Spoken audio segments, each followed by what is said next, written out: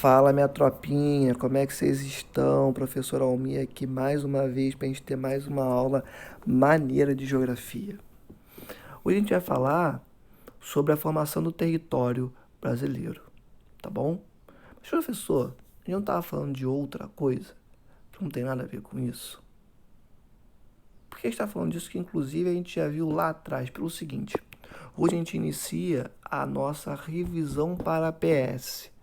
Então vamos ver todos os conteúdos vistos até hoje em dia, desde o início do ano. Beleza, gente? Então vamos com calma, devagarzinho, vamos fazendo essa revisão maneira, para quando chegar a PS já estarem com todo o conteúdo sistematizado e bonitinho, prontos para fazerem as suas provas. Show? Então vamos lá. Formação do território brasileiro. Primeiro ponto é a organização político-administrativa no Brasil colônia. Precisamos entender como que o Brasil se tornou o Brasil, como que ele tem essa extensão territorial imensa, que é o tamanho de um continente. Em que momento isso se desenvolveu? Quais foram os processos político-administrativos desenvolvidos aqui para que ele se tornasse esse gigantesco país? Bom, pelo seguinte, a primeira organização político-administrativa feita aqui no território brasileiro foram as capitanias hereditárias, lá no início.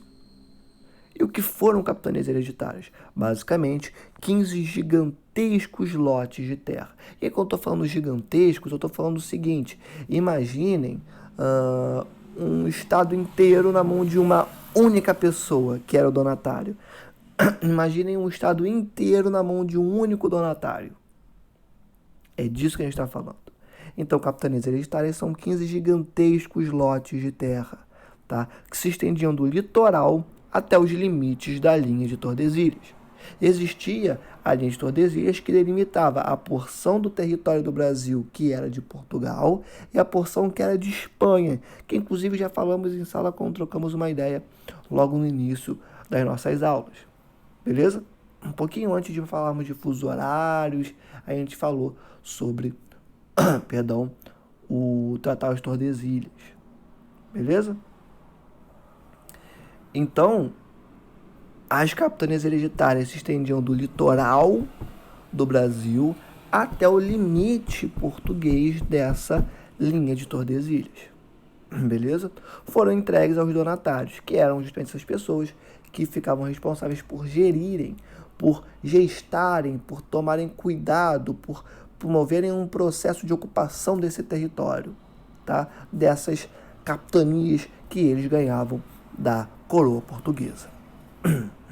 E que a gente tem o ano de 1534 até 1548, que basicamente foi o tempinho de duração das capitanias. Reparem, é um tempinho de duração, não que houve um fim das capitanias hereditárias, porque elas não acabaram. Simplesmente aconteceu foi que houve não uma troca, mas elas não deram muito certo. E a coroa portuguesa começou a pensar em outras formas de ocupar esse território recém-descoberto. Tudo bem? Então, elas começam em 1534 e terminam em 1548. E aqui a gente vai falar um pouquinho mais sobre isso. Nós temos que as capitanias tiveram um fim pela forma de organização político-administrativa descentralizada. Gente, o Brasil, até hoje, não tem muitas ferrovias que comuniquem esse território. Tem muitas rodovias, porém não tem muitas ferrovias. Se hoje em dia o nosso território já não é tão bem conectado, digamos assim, do ponto de vista logístico, econômico, imagine em 1534. Basicamente, as capitanias hereditárias existiam de maneira absolutamente autônomas em relação às outras capitanias. Porque as capitanias não tinham como se comunicar, basicamente. Ou a forma como podiam se comunicar era muito frágil, terras de areia, algo muito difícil. Lembrando que essas capitanias basicamente são estados. Beleza? Então, imagina como que isso acontecia se, por exemplo, se desenvolvesse uma invasão. O donatário, que inclusive atuava basicamente com poderes absolutos, é como se ele fosse um rei ali, que só respondia ao rei de Portugal, mas assim, Portugal fica em outro continente, então na sua capitania o donatário era o rei basicamente. Esse cara, se houvesse algum conflito com indígenas ou com outros donos de terra, ele teria que lidar com tudo isso sozinho. Se faltassem recursos para explorar economicamente a capitania hereditária, ele teria que lidar com isso sozinho. Tudo bem? Por quê? Porque não existia uma comunicação eficiente entre essas capitanias hereditárias.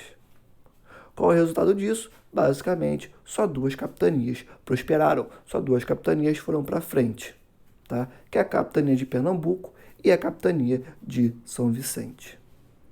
Próximo ponto é o governo geral. O governo geral ele começa a ser desenvolvido imediatamente no fim, quando Portugal olha e fala, pô, cara, sendo muito franco, a capitania hereditária não deu certo, sabe? Inclusive tem um boato que falam aí que alguns donatários chegaram, não sei se foi um ou dois, isso aí é fofoquinha, tá? Foram comidos por indígenas num conflito, enfim.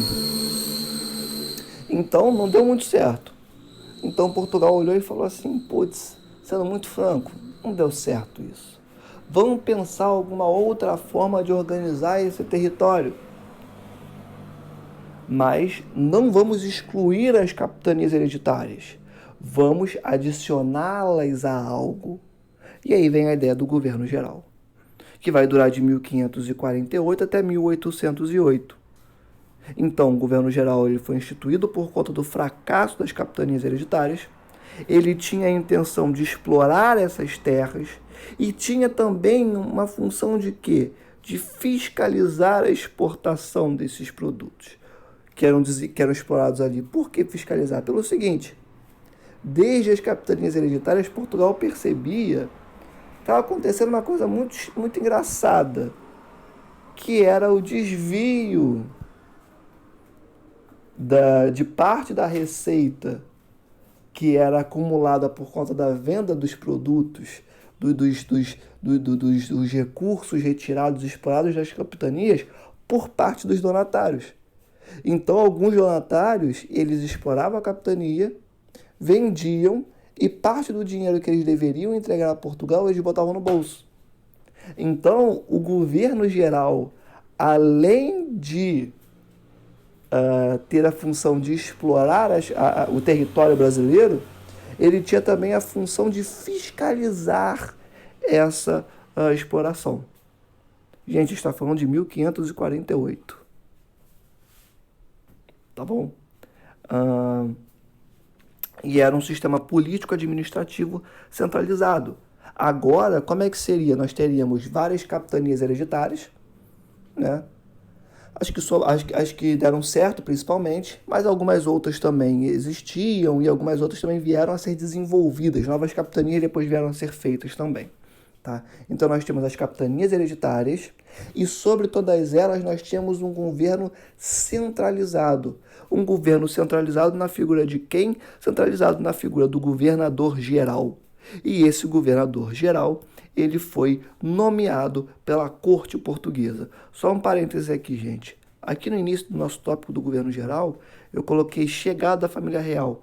Era para ter uma setinha ali, só que eu não coloquei, ou então não saiu, desculpa. Tá? Mas 1808 é a data da chegada da família real. O governo geral ele vai se estender no Brasil até o momento que a família real portuguesa chega no Brasil e ela passa a tomar conta de tudo.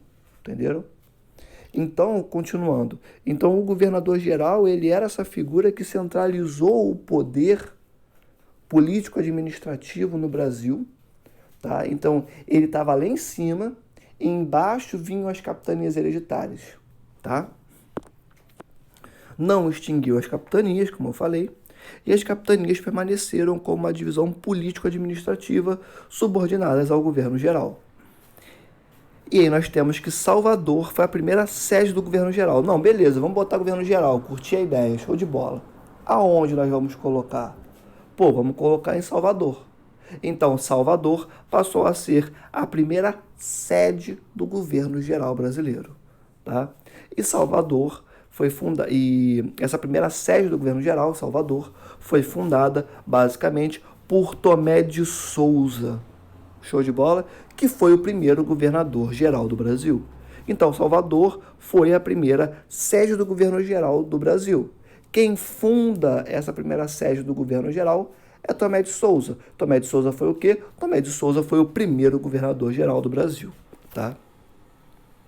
E aqui, ó, aqui em cima a gente tem uma mapinha que mostra muito bem a questão das capitanias hereditárias. Percebemos que elas partem do litoral brasileiro até o meridiano de Tordesilhas, ó.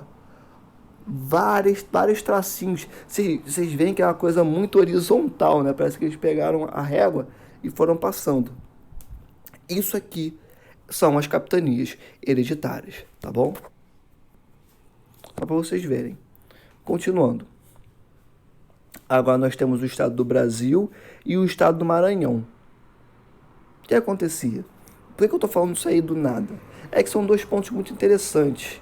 É que 1600, e basicamente o estado do Brasil e o estado do Maranhão duraram de 1621 até 1775. E Gago. Lembra que eu falei que Portugal cria o governo geral com uma das suas intenções de fiscalizar a exportação? Beleza. Lembra que eu falei que eram capitanias que ficavam na mão de poceiros, de donatários, melhor dizendo? Beleza.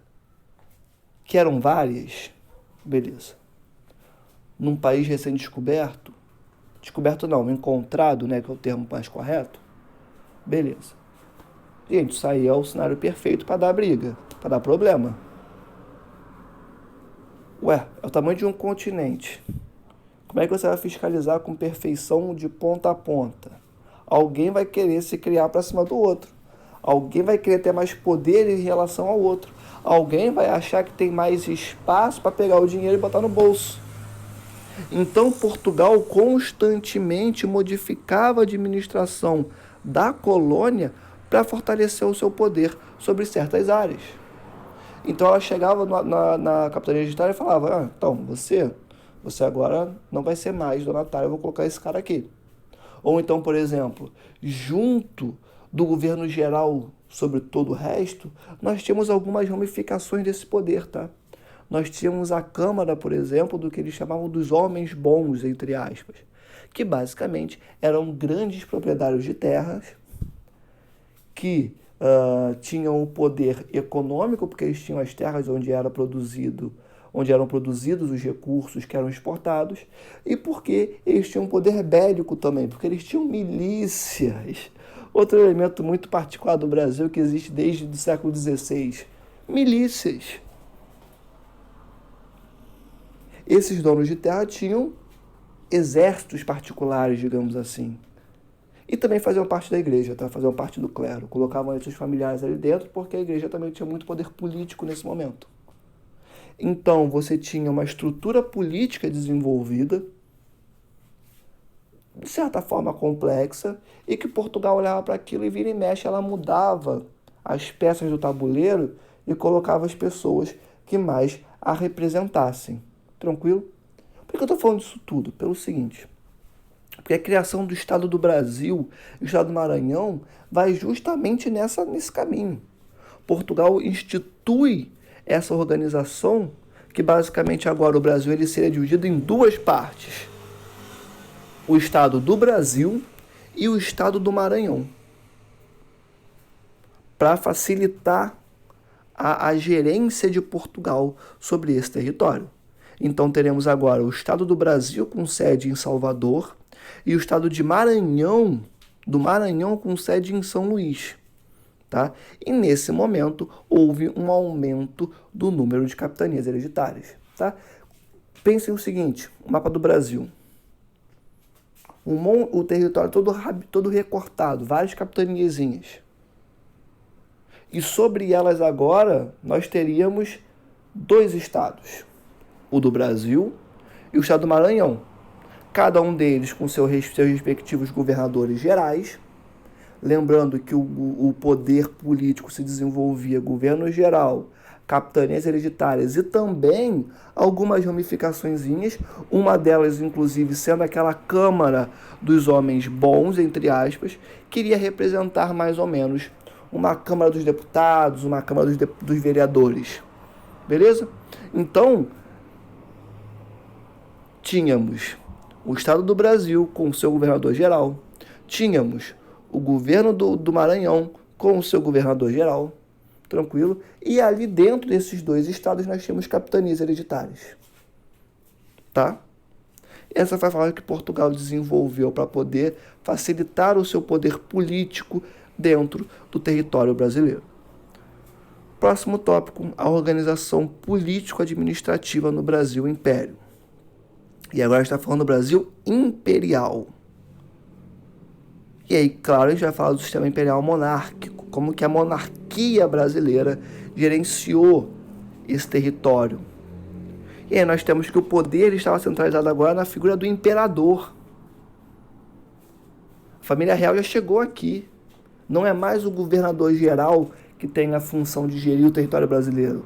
Agora quem tem a função de gerir esse território é o imperador. E aí a gente tem que em 1824 é promulgada a Constituição Brasileira, a Constituição do Império Brasileiro.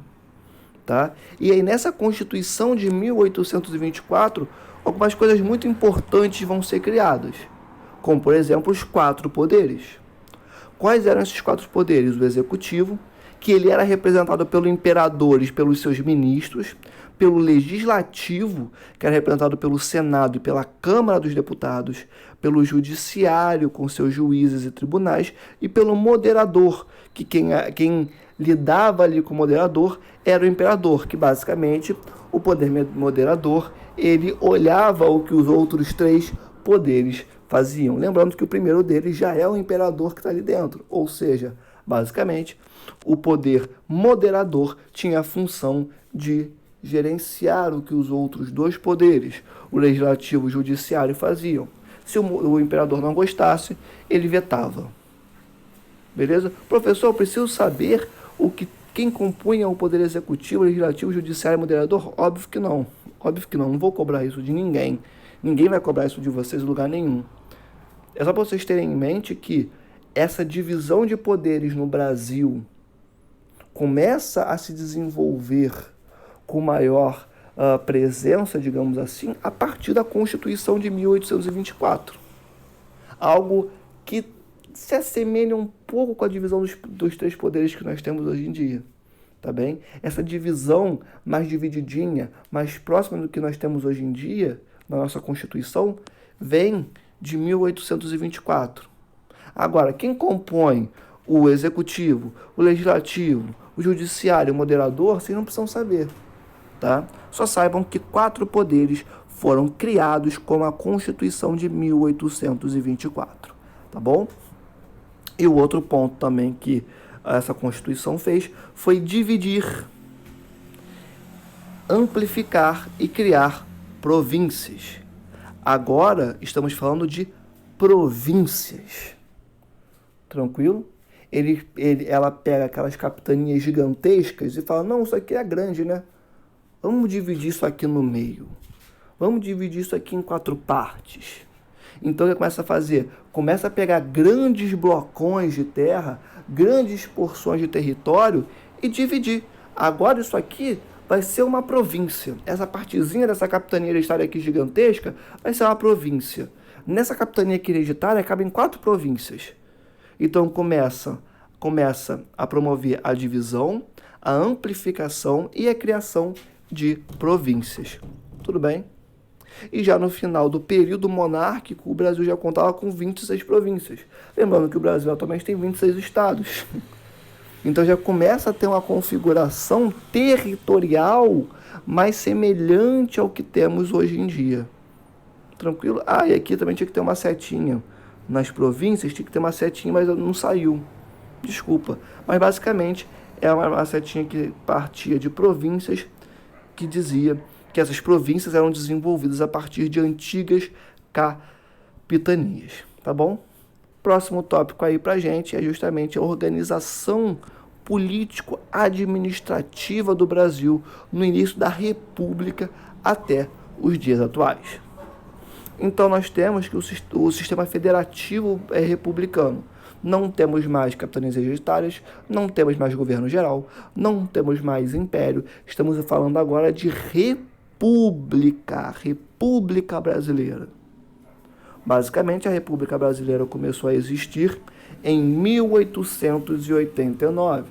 Professor, por que você não está falando da transição para império, do império para a república? Como que foi proclamada a república? Porque isso aí é com o professor de história de vocês. Eu estou falando sobre a formação do território brasileiro. Então, vou passando por essas facetas históricas do Brasil e dizendo como que esse território passou a ser organizado, dividido, tudo bem? Instituído. Como que o Brasil ele é dividido enquanto tal nos dias atuais. A gente tem que voltar lá nas capitanias hereditárias, passando parte por parte, para a gente conseguir entender essa configuração, beleza? Então a República, ela passa a existir em 1889, beleza?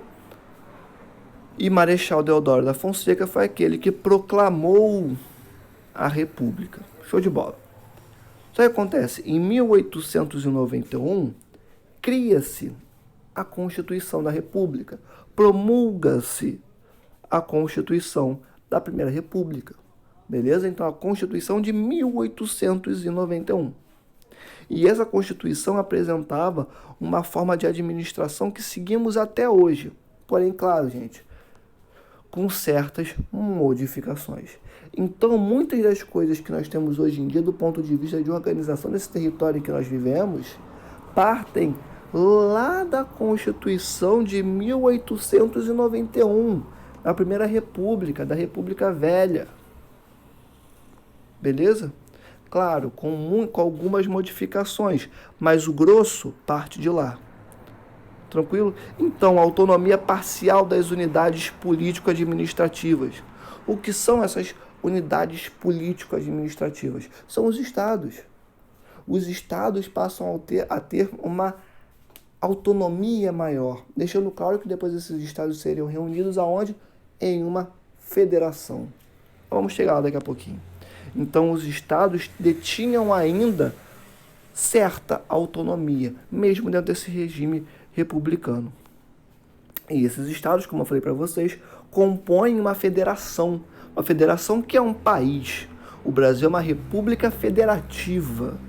República federativa é o sistema republicano constituído por uma federação.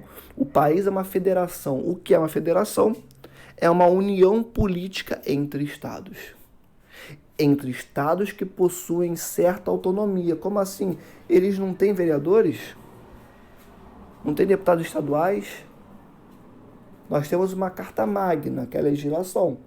Porém, os estados têm autonomia para poder desenvolverem suas leis, as suas leis regionais, as suas leis características daqueles estados, que atendam às demandas daquele estado. Claro, tendo como ponto de partida, tendo como base a legislação. Beleza? Então, por mais que a federação seja uma união, uma junção de estados, esses têm certa autonomia, inclusive para desenvolverem as suas próprias leis. Tranquilão? E aqui, só reforçando, o governo republicano, ele abandona a denominação de província para usar o termo estado. Eu te esqueci de falar isso. Lembra que eu falei que as capitanias tinham sido divididas anteriormente e agora estávamos falando de províncias? Então, mais uma mudança aí. Não estamos mais falando de capitanias, não estamos mais falando de províncias. Estamos falando de estados. Percebam, o termo mudou. Não são mais capitanias. Também não são as províncias, que são as capitanias divididas lá. Agora estamos falando de estados. As províncias deixam de existir com esse nome e passamos a falar de estados. Nós não falamos de estados hoje em dia? Os estados não têm certa autonomia hoje em dia? Pois bem, essa base vem da Constituição de 1891. Beleza, gente? E aqui a gente tem um mapa político do Brasil com o estado do Brasil e com o estado do Grão-Pará. Professor, quem é o estado do Grão-Pará? É um outro nome para o estado do Maranhão, tá? Esse nome foi mudando ao longo do tempo, mas é para o mesmo lugar. Só para vocês terem uma visão de como que o Brasil passou a ser desenvolvido nesse momento. Claro, estamos voltando para podermos entender essa figura. Essa figura é de 1621 até 1775, tá? Só para vocês verem o estado do Brasil e o estado do Maranhão que falamos lá atrás no início desse nosso slide, beleza? Agora vamos continuar falando de república. Show! E esses estados se associam sob um governo central sem perder a soberania. Basicamente, o que a gente falou até agora de federação, tá? Então, esses estados, eles se unem sobre um governo central, que é esse governo dessa federação, e não perdem a soberania que eles têm de gerarem suas próprias leis. Claro, a Constituição sobre todas. A Constituição enquanto base para o desenvolvimento dessas leis, mas eles têm autonomia para desenvolver as leis que abarcam as realidades dos seus estados, tá bom? E esse período é marcado por conflitos fronteiriços e pela criação de territórios federais. Esse momento que a gente está falando é um momento que vários conflitos se desenvolveram, conflitos por fronteiras. O primeiro deles que a gente vai falar é o Acre, a questão do Acre. Como que o Acre virou brasileiro? De onde que o Acre surgiu? O Acre existe? Então existe. Seguinte, como que esse processo se desenvolveu? Nós tivemos a invasão de vários seringueiros brasileiros nessa região do Acre. Só que acontece, a gente não tem uma delimitação física entre Bolívia e Brasil, porque é tudo floresta. Então você teve um monte de seringueiros migrando para essa região e andando, se expandindo. E muitos rios, muitos corpos hídricos cortam essa região. Então facilita a mobilidade dessa galera nesses territórios. Então os seringueiros brasileiros começaram a ocupar esse território, que é o do Acre, inclusive avançando sobre fronteiras desse próprio território, que era da Bolívia. Então, uma galera brasileira, seringueiros, começam a partir para esse território que hoje nós entendemos como Acre, que pertencia à Bolívia, tá? Isso se desenvolve no final do século XIX. E o que acontece? Os brasileiros recusam a obediência ao governo boliviano. O governo brasileiro e o governo boliviano, eles firmam um acordo, que inclusive os seringueiros deveriam prestar, né, deveriam pagar uma quantia, impostos, né, ao governo boliviano por estarem explorando a vegetação do governo boliviano, do território boliviano. Só que esses seringueiros viram e falam, pô, eu não sou boliviano, eu sou brasileiro, não vou prestar respeito, não vou dar dinheiro para o governo que não é o meu. Não aceitam as condições desse tratado. Nesse sentido, pouco depois, eles criam um território independente e exigem a sua incorporação ao Brasil. Então eles viram assim, esses seringueiros viram e falam, pô, eu não sou boliviano não, cara. Eu não vou aceitar esse tratado não. Esse lugar aqui, ó, é nosso. A partir de hoje ele é independente. Inclusive eles pegam em armas, tá? E eles falam, esse território aqui, ó, é nosso. É o território independente do Acre. A gente quer que ele seja anexado ao Brasil. E o Brasil nem queria tanto assim não do início, sabe? O Brasil queria, mas é que ficasse tranquilo mesmo. Ele tinha firmado um acordo com a Bolívia. Não tinha por que ele se preocupar em envolver em gastos militares. De qualquer forma, em 1899 é proclamada a República do Acre. E aí quando a gente fala de proclamação de república de um lugar, a coisa fica um pouco mais crítica, né? Porque você está literalmente separando esse lugar, tanto da Bolívia quanto do Brasil. Ele está virando uma coisa só autônoma, sozinha. E aí, nesse sentido, o que o Brasil fez? O Brasil mandou tropas para essa região. porque o Brasil estava honrando com o seu tratado que ele tinha firmado com a Bolívia. Então, Bolívia manda tropas para essa região e o Brasil também manda. O que acontece? Eles dissolvem a nascente República Acreana, que estava se desenvolvendo ali, e a Bolívia recupera o território do Acre. Só que em 1902, esses brasileiros que viviam no Acre rebelam-se novamente. Eles falam, mano, não somos bolivianos, nós somos brasileiros e nós não vamos ficar pagando impostos para o governo boliviano. Nossa parada não é essa. Então eles se rebelam novamente. E aí eles fundam o Estado Independente do Acre. E aí, em 1903 é assinado o Tratado de Petrópolis. O Brasil chega com a Bolívia e fala, pô, Bolívia, sério, senta aqui, mano.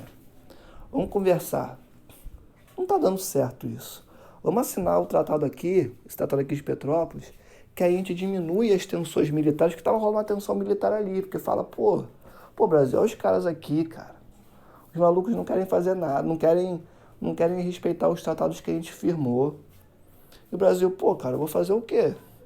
E aí a Bolívia pensou em algumas formas de lidar com esse território, só que aí o Brasil não curtiu porque poderia ferir o poder político na região latino-americana, porque uma empresa norte-americana ia gerir esse território do Acre, que não é uma questão tão importante para vocês agora, eu só preciso ter em mente que o Brasil propõe, em 1903, o Acordo de Petrópolis, o Tratado de Petrópolis, que é assinado pelos dois. E esse tratado, ele estabelecia as fronteiras acreanas. Foi esse tratado que falou assim, o Acre vem daqui até aqui. Esse aqui é o Acre. E aí o tratado ele é assinado por Brasil, Bolívia e Peru, porque uma partezinha ali pegava o território do Peru também. E aí o que isso resultou? Resultou na compra do Acre pelo Brasil. O Brasil ele ganhou o Acre? Não, o Brasil comprou o Acre. E aí o Brasil pagou 2 milhões de libras esterlinas, que passando para a moeda de hoje em dia, o que é muito difícil de fazer, porque libra esterlina é de bastante tempo, então calcular essa igualdade é difícil, mas seria algo relativo a 13 milhões de dólares aí, tá? Ou 13 milhões de reais. Acho que são 13 milhões de reais, perdão. São 13 milhões de reais, tá?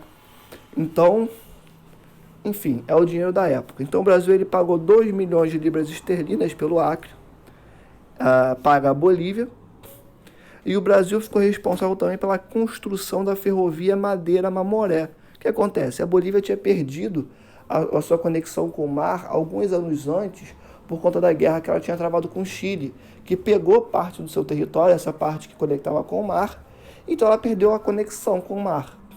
Então ela fala pro Brasil, pô Brasil, toma o Acre aí, negócio chatão, mano, toma o Acre aí logo, vamos assinar esse tratado aí, tu me paga 2 milhões de libras esterlinas, só que seguinte, constrói uma ferrovia aí para eu ter acesso ao mar. O Brasil vai lá e constrói, que é a ferrovia Madeira-Mamoré, que tinha a função de quê?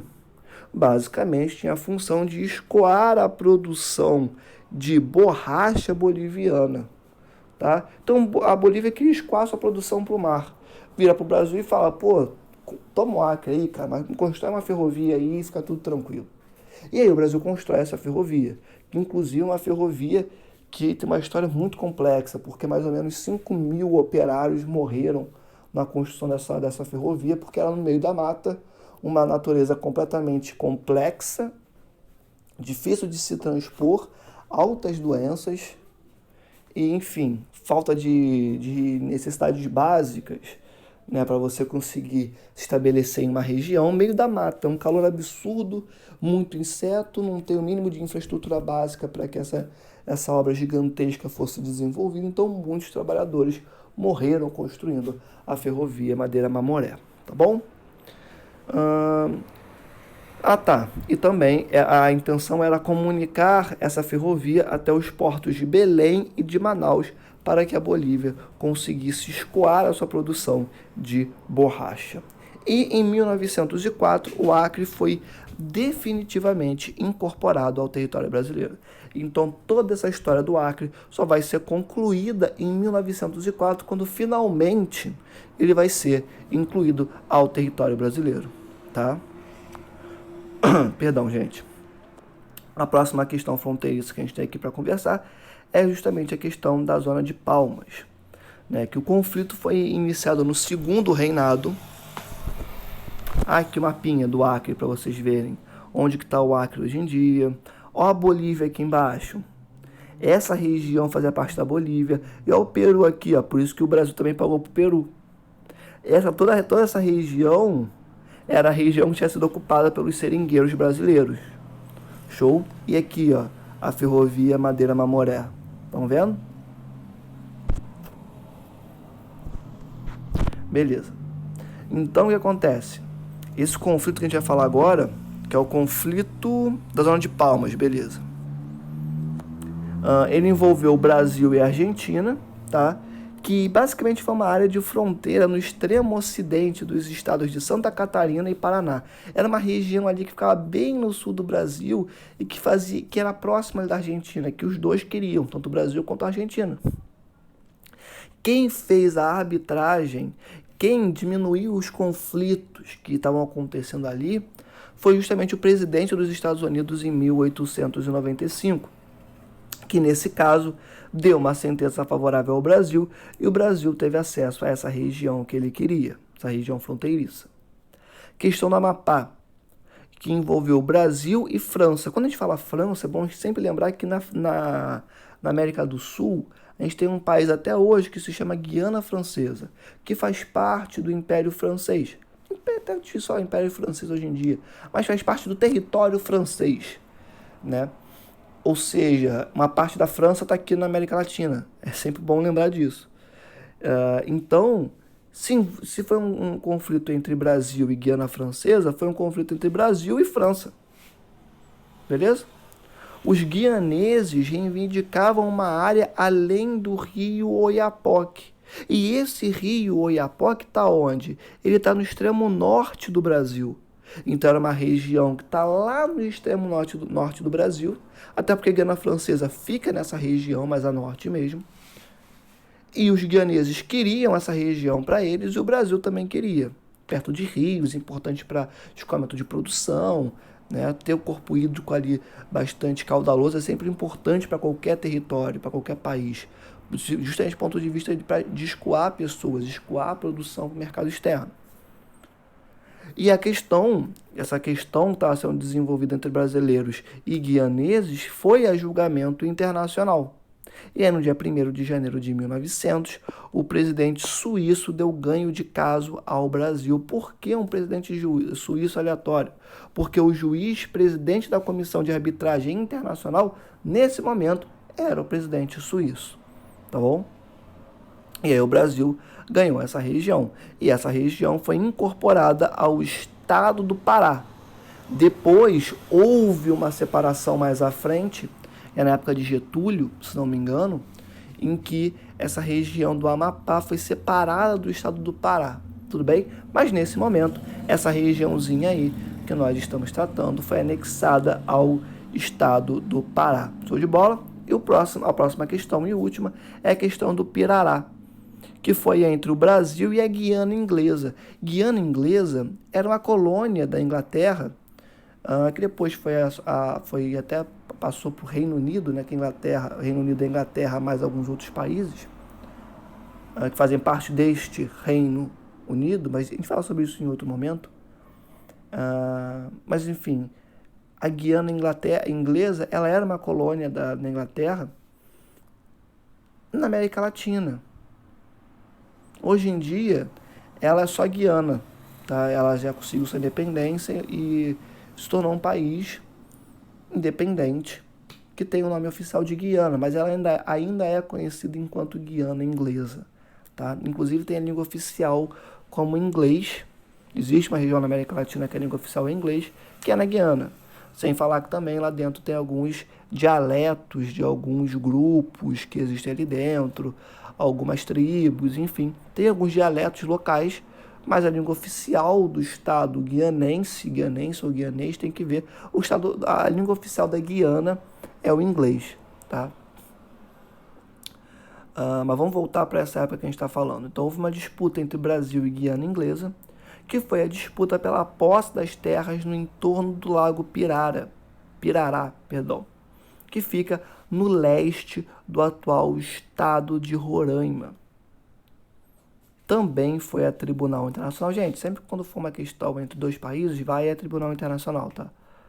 E o resultado dessa vez foi desfavorável ao Brasil, dando ganho de causa à Inglaterra, e a maior fatia desse território foi dada à Guiana Inglesa. O Brasil ficou com a partezinha, um filetinho, a maior parte ficou com a Guiana Inglesa, tudo bem?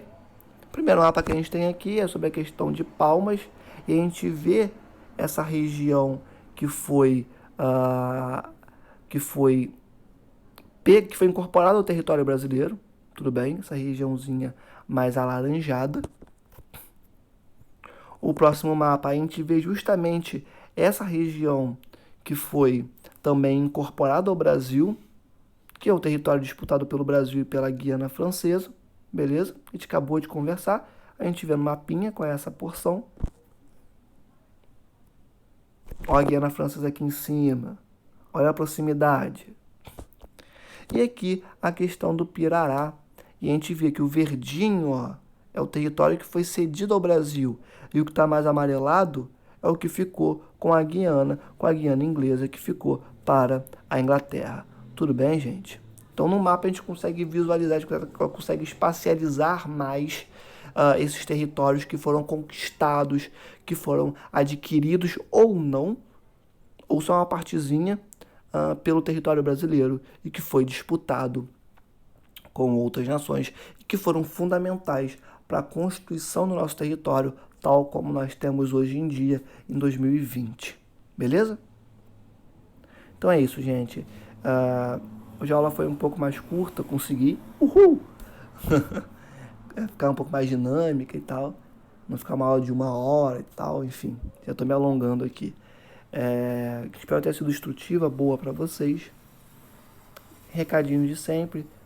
Plantões terças e quartas de 9 às 12. Qualquer coisa, qualquer dúvida, me procurem nas minhas redes, tanto na nossa plataforma Google Classroom quanto no WhatsApp,